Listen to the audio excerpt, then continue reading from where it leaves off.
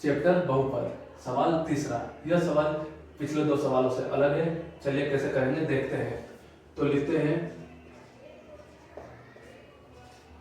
दिया है 4u² plus 8u।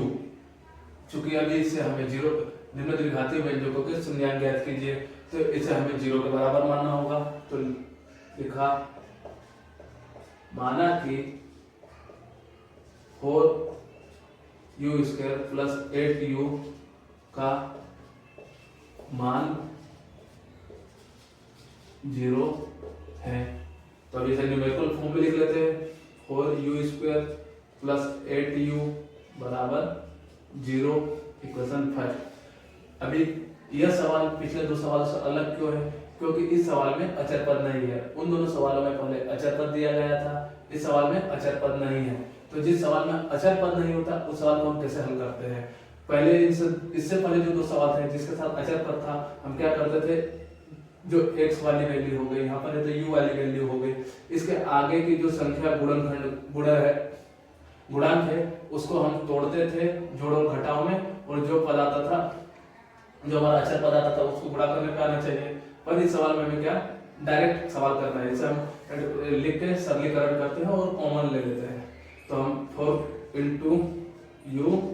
Into you कर दिया प्लस 8 को क्या लिखते हैं 2 इंटू 4 इंटू यू बराबर 0।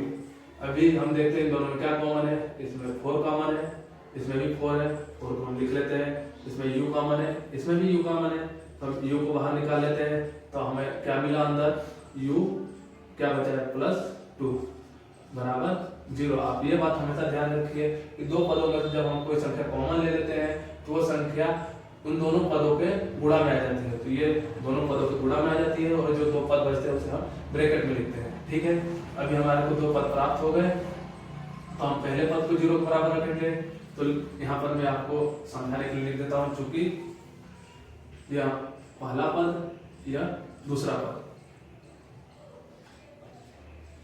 पहले पद को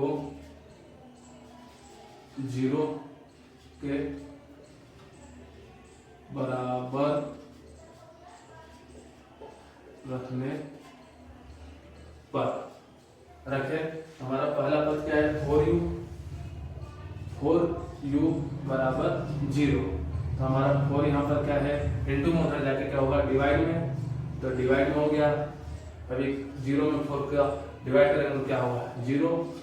तो हमारा u का वैल्यू क्या आ गया है 0। पहला पद हो गया। अभी हमारा दूसरा पद है, तो क्या लिखेंगे, क्योंकि दूसरे पद को 0 के बराबर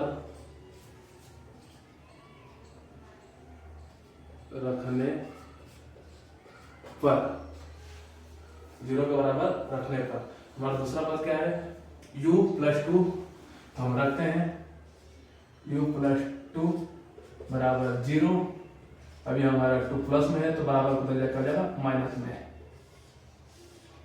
अभी हमें एक 2 u की वैल्यू प्राप्त हो गई जो हमारे समीकरण के शून्यांक है। तो हम यहाँ जैसे लिखते हैं लिख लेते हैं, चूंकि 4u² plus 8u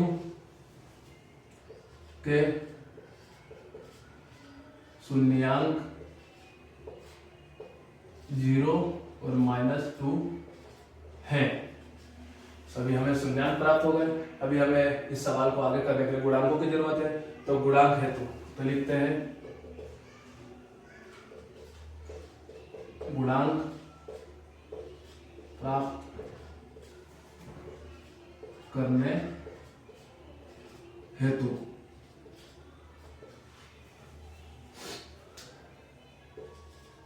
equation first में हमारा इक्वेशन फर्स्ट क्या है 4u प्लस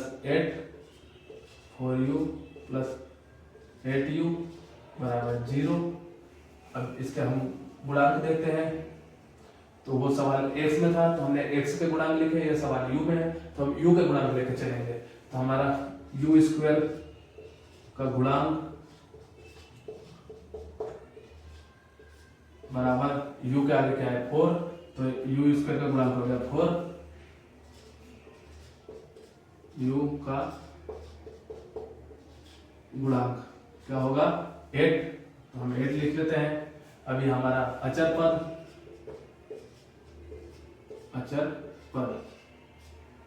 अभी अचर पद की वैल्यू क्या होगी, इसमें कोई अचर पद नहीं है तो हम उसे क्या मान लेते हैं शून्य, जो पद नहीं होगा हम उसे क्या मान लेते हैं शून्य मान लेते हैं। ये हो गया। अब इसके आगे हमें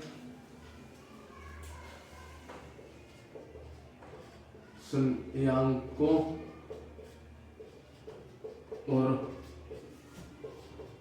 गुणांकों के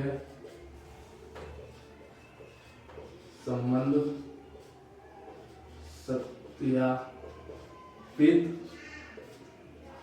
करने हेतु शून्याङ्कों और गुणांकों के संबंध सत्यापित करने हेतु क्या है, दो कंडीशन है हमारा, शून्याङ्कों का योगफल और शून्याङ्कों का गुणनफल।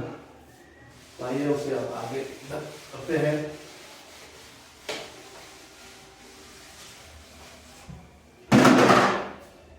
हमारी दो कंडीशन होती है, फर्स्ट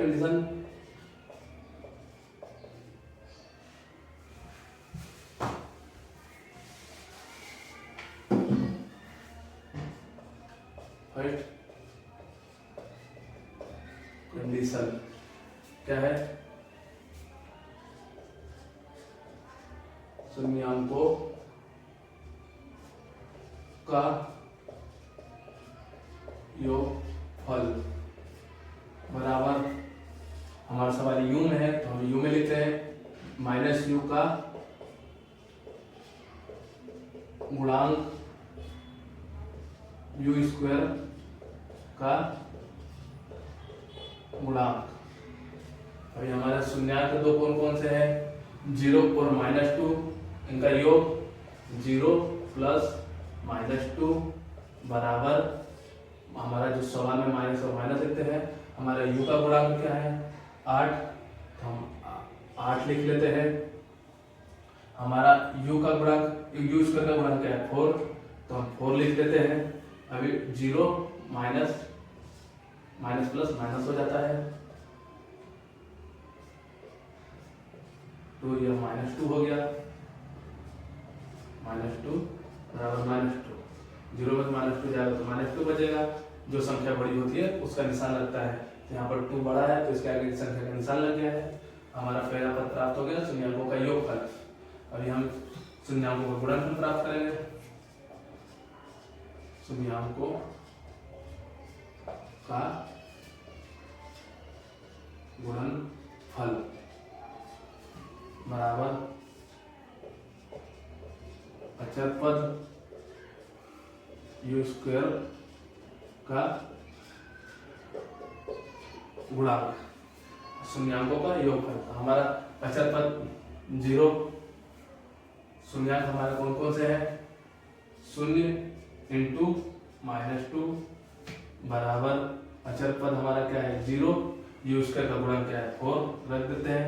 अब किसी भी संख्या में 0 का गुणा करो तो 0 आता है, किसी भी संख्या 0 में किसी भी संख्या को भाग दो तो भी 0 आता है, तो हम यहाँ दोनों साइड 0 लिख देते हैं। हमारी फर्स्ट कंडीशन और सेकंड कंडीशन दोनों मीट हो चुकी है। हमारी सेकंड कंडीशन है, दोनों कंडीशन हमारी मीट हो चुकी है, मतलब हमारा शून्याङ्कों और गुणांकों के बीच में संबंध की जांच हो गई है, जो सत्यापित करती है कि ये दोनों सही है और इन दोनों के बीच में संबंध है। तो चूंकि लिख देते हैं